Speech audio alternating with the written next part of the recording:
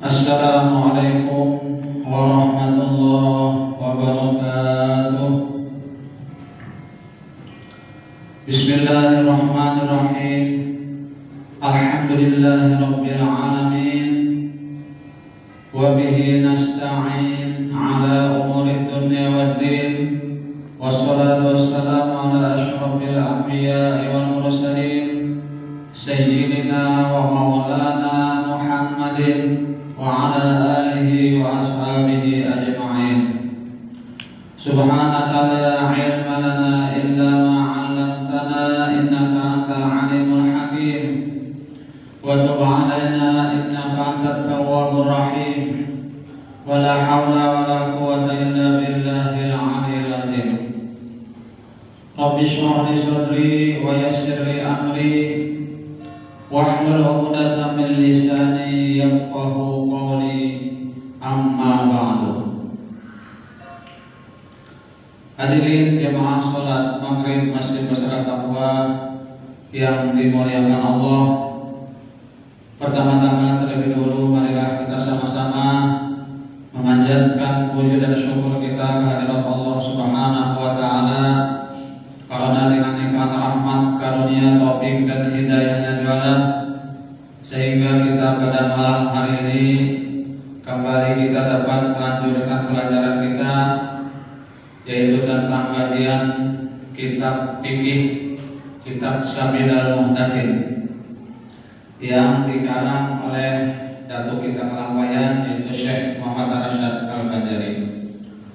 Salawat serta salam semoga pula senantiasa tercurah kepada junjungan kita Nabi besar Muhammad SAW, pada keluarga beliau, sahabat beliau, dan orang-orang yang senantiasa mengikuti jejak langkah beliau ila yaumil qiyamah. Dan marilah kita berniat atau memperbaharui niat etika dengan niat nawaitu an a'taqib fi hadzal masjid sunnatan lillahi ta'ala. Senantiasa saya beriktikaf di dalam masjid ini sunat atasku karena Allah Ta'ala. Baik, kita akan melanjutkan pelajaran kita tentang pembahasan yaitu yang membatalkan puasa, kalau salah kemarin. Qala al-mu'allif rahimahullahu ta'ala wa nafa'ana bihi wa bi'ulumi fid dharain amin. Pembahasan tentang menahan diri dari sesuatu yang membatalkan puasa. Dikeluarkan dari kata rongga ialah yang dinamakan bukan rongga, seperti ke dalam sumsum dan daging paha. Kalau seseorang mengobati luka yang ada di paha atau di betis atau bagian atau daging paha, maka puasanya tidak batal. Puasanya tidak batal. Misalnya mengobati luka, ya kan? Lukanya itu di paha atau di betis, maka itu kada batal. Artinya memasukkan. Apakah di situ kan misalnya obat dimasukkan, tapi bukan rongga itu, nah itu kada batal. Maka itu juga suntik, kada batal juga, ya kan? Karena bukan di dalam rongga. Kalau seandainya ditusuk jarum besi ke dalam daging pahanya, tidaklah batal puasanya, karena semua itu bukan rongga. Semua itu bukan rongga, ya kan? Nang batal itu memasukkan sesuatu ke dalam rongga, artinya lubang-lubang yang terbuka.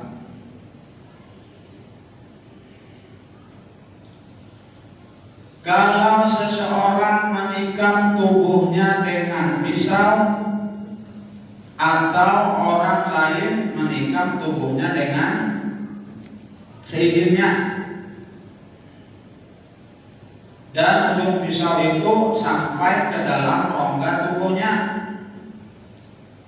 atau dimasukkan kayu atau benda lainnya ke dalam lubang zakarnya atau telinganya sampai ke dalam tubuhnya, maka batallah puasanya.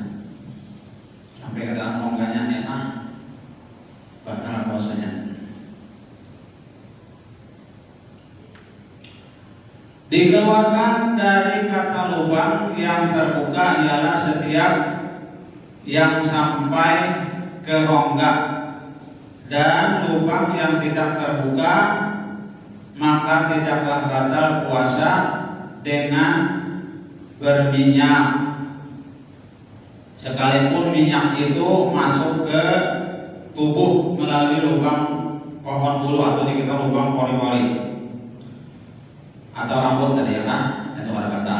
Sekalipun minyak itu dirasai sampai ke rongga tubuh, tetapi tidak melalui lubang yang terbuka. Tidak batal puasa bercelak mata, sekalipun dilihatnya warna celak itu pada peluhnya dan rasa celak itu pada tenggorokannya, karena tidak ada lubang yang terbuka dari mata tadi sampai ke tenggorokan. Ini dapat disamakan dengan masuknya minyak ke dalam kulit melalui lubang bulu atau rambut, lubang pori-pori gitu. Tidaklah batal puasa karena mandi ya. Tidaklah batal puasa karena mandi, sekalipun air meresap ke dalam tubuh melalui lubang bulu atau rambut, karena sampainya bukan melalui lubang yang terbuka. Tidak makruh orang yang berpuasa mandi, berminyak dan bercelak. Hanya yang seperti itu menyalahi keutamaan, karena yang lebih utama orang yang puasa jangan mandi. Itu yang utamanya ya, orang yang puasa itu jangan mandi, berminyak dan bercelak. Karena itu dalam mazhab Maliki menyatakan batal puasa dengan bercelak. Di dalam mazhab Maliki menyatakan bahwa bercelak itu adalah membatalkan puasa. Itu dalam mazhab Maliki. Kalau air termasuk ke dalam rongga dan lubang yang terbuka seperti telinga di waktu mandi yang tujuannya untuk menyejukkan tubuh, maka batallah puasanya. Kita ulang. Kalau air termasuk ke dalam rongga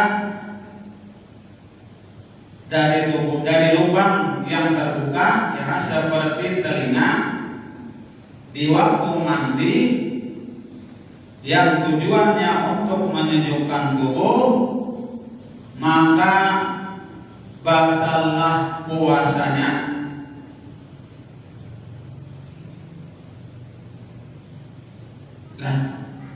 Nah, jadi hati-hati kalau mandi itu ya, jangan sampai bakubui kepala tak masuk ke dalam telinga. Hati-hati ya. Nah, amun termasuk batal puasanya.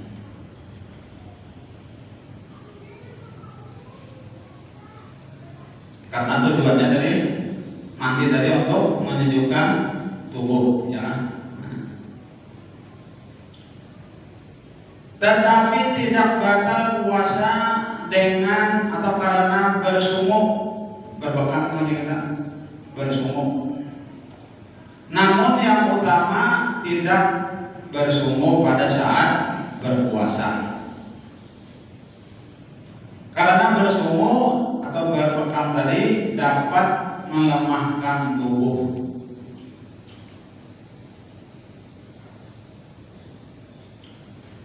Kalau dubur seseorang keluar karena menderita penyakit ambien, lalu dimasukkannya kembali, tidaklah batal puasanya atau termasuk dengan sendirinya, karena memang perlu dimasukkan. Orang penyakit adalah penyakit ambien. Kalau dubur seseorang keluar karena menderita penyakit ambien, ya, lalu dimasukkannya kembali, tidaklah batal puasanya atau termasuk dengan sendirinya, karena memang perlu dimasukkan. Wajib membasuh dubur yang bernajis dan yang berlendir kalau tidak akan mendatangkan mudarat. Dibasuhnya. Tidak batal puasa jika termasuk lalat atau nyamuk ke dalam mulut yang sudah termasuk ke dalam mulut, jangan lagi dikeluarkan, ya. Ini misalnya orang menguapkah, ya. Lalu waktu menguap itu untuk apa mulutnya ini ditutupnya, lalu lalat masuk, pak, lalat masuk ke dalam langsung, ya kan? Terus langsung ke dalam, tak takut. Itu jadi tidak batal puasa, tapi jangan lagi dikeluarkan, ya kan? Tidak batal puasa jika termasuk lalat atau nyamuk ke dalam mulut yang sudah termasuk ke dalam mulut, jangan lagi dikeluarkan. Dan kalau dikeluarkan, batallah puasanya. Namun dikeluarkannya, ya kan? Cak dikeluarkannya, nah puasanya batal. Biar aja tanya kan? Yang ada tulang juga.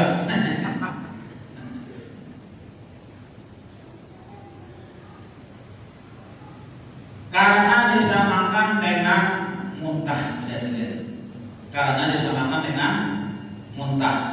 Artinya kan muntah itu kalau sengaja batal. Nyamuk tadi sudah masuk, jangan dikeluarkan lagi. Kalau dikeluarkan, berarti kita disamakan dengan muntah batal.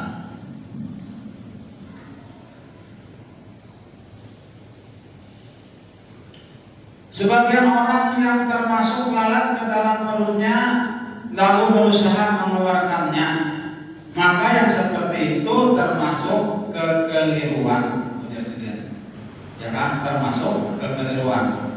Yang sudah masuk biar ya, jangan dikeluarkan lagi. Tetapi kalau takut akan mendatangkan bahaya yang menyebabkan sakit, ya, boleh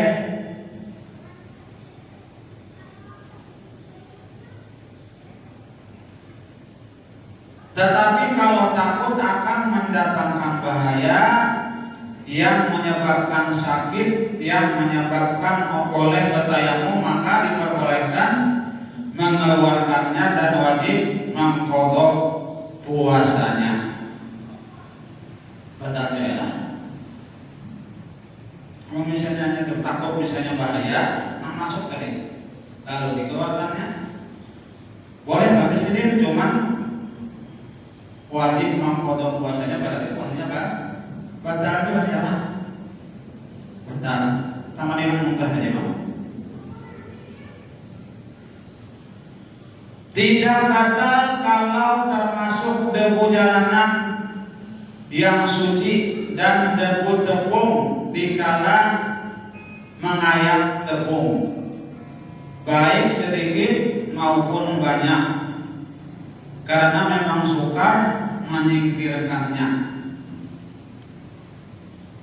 Tepung, ya kan? Kalau misalnya mengayak tepung lalu terapangannya masuk ke dalam untung, kada batal di sini.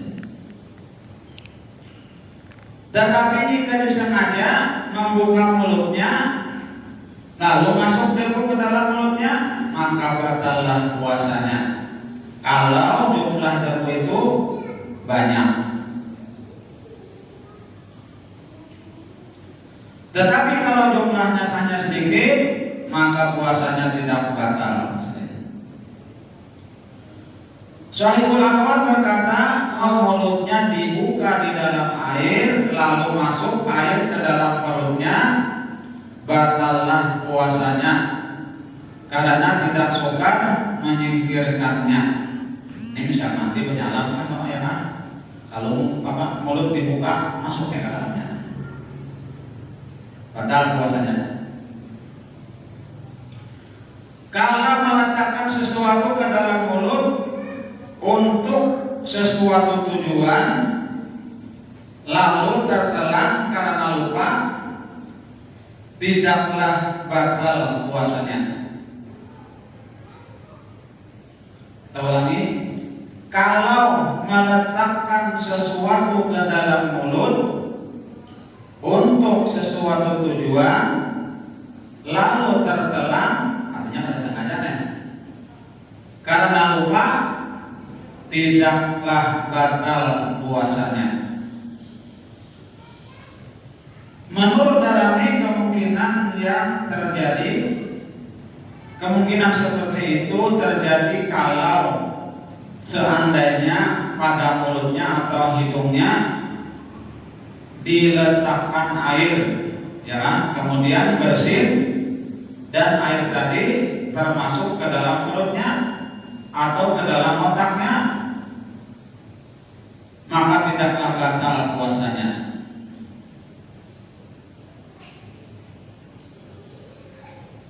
Tidak batal puasa karena mencicipi makanan dengan lidah, sekalipun rasa makanan itu sampai ke tenggorokan, merasai. Jadi kita boleh aja merasai aja, merasai pahit manisnya aja ya kan, asal jangan ditaruh. Tidak batal puasa karena mencicipi makanan dengan lidah atau dengan lidahnya kan, merasai pahit manisnya aja.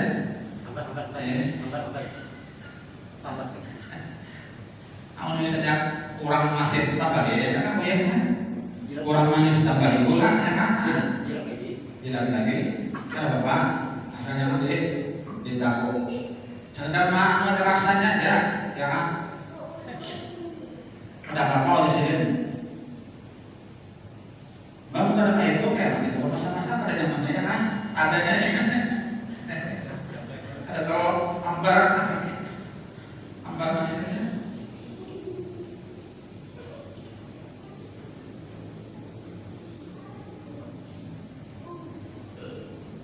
Sekalipun rasa makanan itu sampai ke tenggorokannya, karena rasa makanan itu bukan benda, di sini rasanya itu bukan benda. Tidak batal puasa karena mencium bunga-bungaan atau asap, ya bunga-bungaan atau asap setangki, atau bau lainnya. Sekalipun bau asap itu sampai ke dalam otak atau perutnya. Misalnya kayak apa? Apa namanya? Misalnya inhaler, ya kan aroma inhaler, asal jangan berbanda. Baunya aja kan, misalnya minyak kayu putih, minyak angin, ya kan, balsam, dihimut-himut, ada bapak, ya asal jangan dimasukkan badannya, ada apa?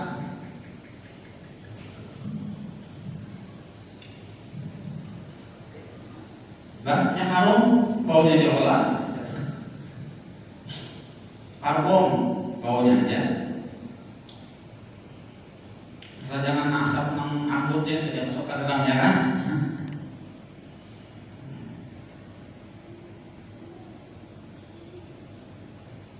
Syekh Sarqlamilsi berkata,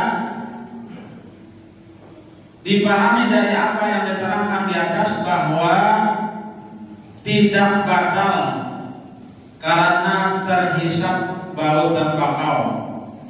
Karena bau tembakau bukan termasuk benda yang dapat disamakan dengan bau setangki. Syekh Zarayadi berfatwa bahwa Syekh Zarayadi berfatwa pada mulanya sama seperti itu, tetapi kemudian oleh sebagian muridnya dibawakan bulu penghisap tembakau, lalu dipecahkan di hadapan Syekh itu, kemudian diperlihatkan benda yang beku di dalam bulu itu yang berasal dari bekas asap tembakau, sambil berkata, inilah benda, bukan hanya sekadar rasa. Maka berdasarkan fakta itu, Syekh menarik kembali fatwanya yang terdahulu, lalu katanya kalau asap tembakau itu termasuk benda, maka batallah puasa yang menghisapnya. Memang asalnya kada batal dia sendiri hisap apa deh? Hisap asap tadi kan, asap tembakau tadi. Tapi karena ada benda di dalam asap itu, nah lalu sidin apa? Sidin tarik lagi fatwa sidin bahwa kalau begitu sidin batal menghisap asap tembakau.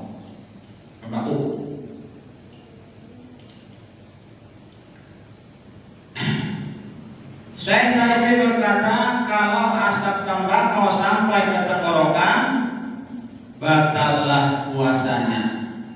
Demikian pula pendapat Syekh Ibnu Hajar, Syekh Zayadi dan Syekh Barmawi dan orang-orang yang mengikut mereka. Andaikan kada batal, banyak orang merokok aja kan. Khusus merokok. Karena ada di asap tembakau itu ada racun nikotinnya, yang bendanya ada benda di kita, makanya itu batal.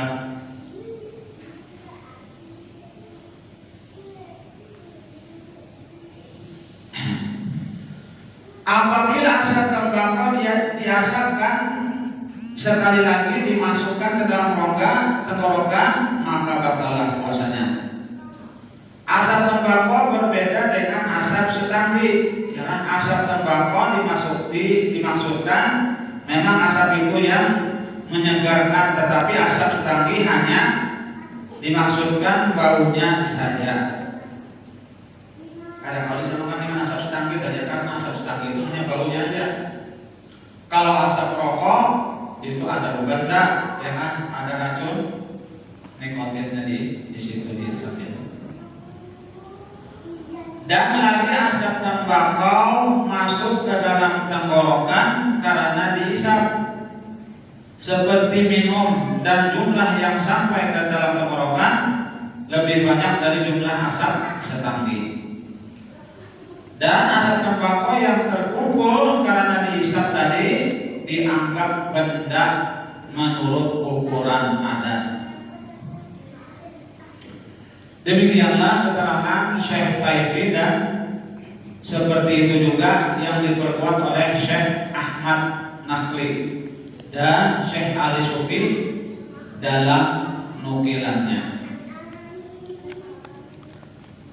Dalam uraian yang terdahulu diterangkan bahwa batal puasa dengan memasukkan sesuatu ke dalam rongga tubuh dengan sengaja, dan yang melakukannya sudah tahu tentang haramnya. Lagi diperbuatnya dengan sengaja.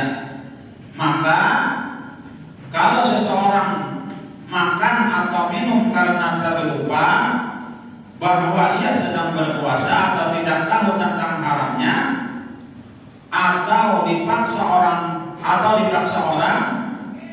maka tidaklah batal puasanya. Sekalipun yang demikian, sekalipun yang dinamakan tadi dan yang diminum tadi, yang dimakan yang diminum jumlahnya banyak.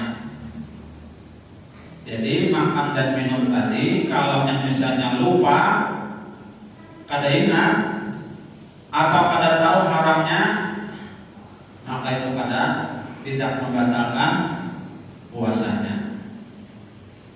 Makan misalnya sepiring, ya kan? Selesai sepiring hanya ingat bahwa puasa, ya kan? Teruskan puasanya, jadi teruskan, ya kan? Yang ada di dalam mulut itu dibuang, ya kan, dikeluarkan, teruskan puasa, sahnya puasanya.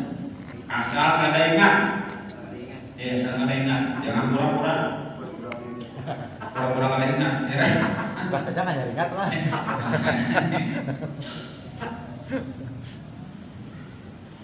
Karena di dalam hadis yang sahih diterangkan, man nasiya wa huwa shaimun fa akala aw shariba falyutimma shaumahu fa inna ma at'amahu Allah wa saqahu wa la qada alaihi wa la kafarata. Artinya barang siapa lupa dikala ia berpuasa, maka makan atau minum hendaklah diteruskan puasanya, maka hanya Allah telah menganugerahkan kepadanya makanan dan minuman, dan tidak ada kafarah dan qada baginya. Mengujuk-ujuk kada ingat, ya ada apa? Setelah ingat, teruskan yang di mulut tadi dikeluarkan, ya kan, jangan ditakut, jangan alang-alang ya. Nah, batalan puasanya. Teruskan aja, ya kan, puasa itu kada batal. Hadis riwayat Bukhari dari Abu Hurairah. Berbeda dengan sholat, maka batallah sholatnya karena makan yang banyak sekalipun terlupa. Misalnya sholat, ya kan, lalu makan, artinya makan dulu misalnya apakah? Misalnya bekas makan kata terselip di gigi, ya kan? Terselip di gigi, lalu ditakutnya ada sembahyang, maka itu batal sembahyangnya. Walaupun lupa, tetap batal. Dibedakan antara sholat dan puasa bahwa orang yang sholat masih ada kesempatan untuk mengingatkan dirinya bahwa ia dalam keadaan sholat, maka dianggap lalai karena makan yang banyak sekalipun lupa, maka batallah sholatnya. Berbeda dengan puasa, tidak ada sesuatu perbuatan di dalam puasa yang dapat mengingatkan dirinya dalam keadaan puasa.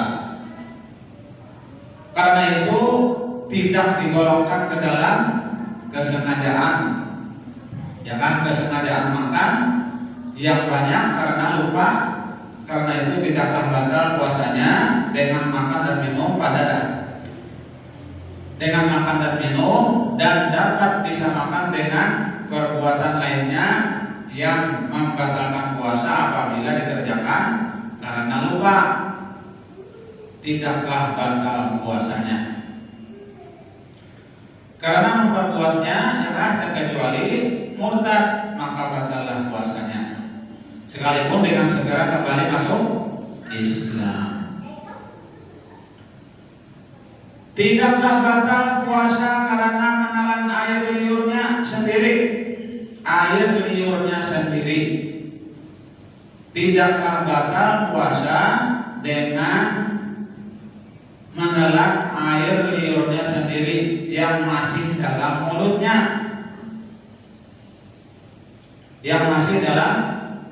mulutnya,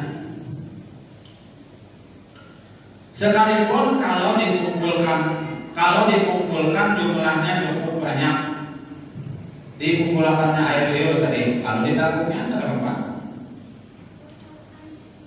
dikeluarkan dari kata air liurnya sendiri ialah air liur orang lain. Kalau air liur orang lain kan air orang lain, maka batallah puasanya dengan menelannya. dikeluarkan dari kata air liur murni. Yang suci ialah air liur yang bercampur dengan sesuatu yang suci, umpamanya memilih benang yang bernila, mengulung benang yang bernila dengan mulutnya lah. Kalau bercampur air liurnya dengan nila benang kemudian ditelannya, maka batalah puasa karena menelannya. Kalau misalnya ada benang di dalam mulutnya, sedangkan benang itu tadi ada nilanya, ada bercampur dengan lain ya kita. Nah maka itu karena air liurnya tadi kada suci lagi, ada bercampur dengan benda yang lain. Maka kalau ditelan maka itu batal.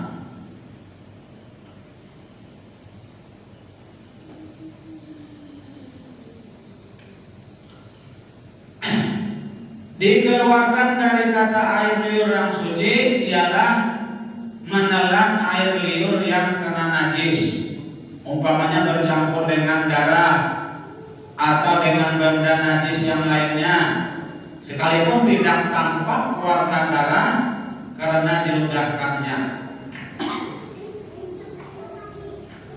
diludahkannya beberapa kali, ya kan? Nah, kalau misalnya bercampur dengan yang lain, maka batallah puasanya kalau ditelannya. Misalnya bercampur darah, ya kan? Batal puasa karena menelan air liur yang kena najis, maka dihukumkan sama dengan benda yang lain yang kena najis. Dan dikeluarkan dari kata air liur yang ada di dalam mulut, yaitu menelan air liur yang sudah dikeluarkan dari mulut seperti masih melekat pada bibirnya. Nah, ini batal, ya kan? Kalau air liur tadi sudah keluar mulut lalu ditariknya kembali, nah itu batal hukumnya. Menelan air liur tadi dengan syarat jangan keluar pada mulutnya dahulu, ya kan? Jangan keluar dari mulutnya. Kalau menelannya sudah keluar, ya kan? Bisa ya, misalnya ngantuk kan misalnya, lalu apa dirun tariknya, termasuk ke dalam sudah keluar. Nah itu diludahkan aja, ya kan? Jangan ditelan, maksudnya sudah keluar untung bang, ya kan? Kalau ditarik kembali masuk kayaknya, ya kan? Cuma jangan ditelan, dikeluarkan dari mulut karena itu membatalkan. Nah kita sampai di sini dulu yang dapat saya sampaikan. Semoga ada manfaatnya dan semoga Allah SWT mengampuni segala dosa-dosa kita, dosa orang tua kita, guru-guru kita, kaum muslimin, jiran tetangga, dan kaum muslimin yang lainnya. Mudah-mudahan Allah SWT mengabulkan hajat kita baik pada dunia dan pada akhirat, dan mudah-mudahan Allah SWT matikan kita dalam keadaan husnul khatimah. Amin amin ya rabbal alamin. Demikian yang dapat saya sampaikan. Mohon maaf apabila ada kekurangan dan keliruan. Wabillahi taufiq wal hidayah. Assalamualaikum warahmatullahi wabarakatuh.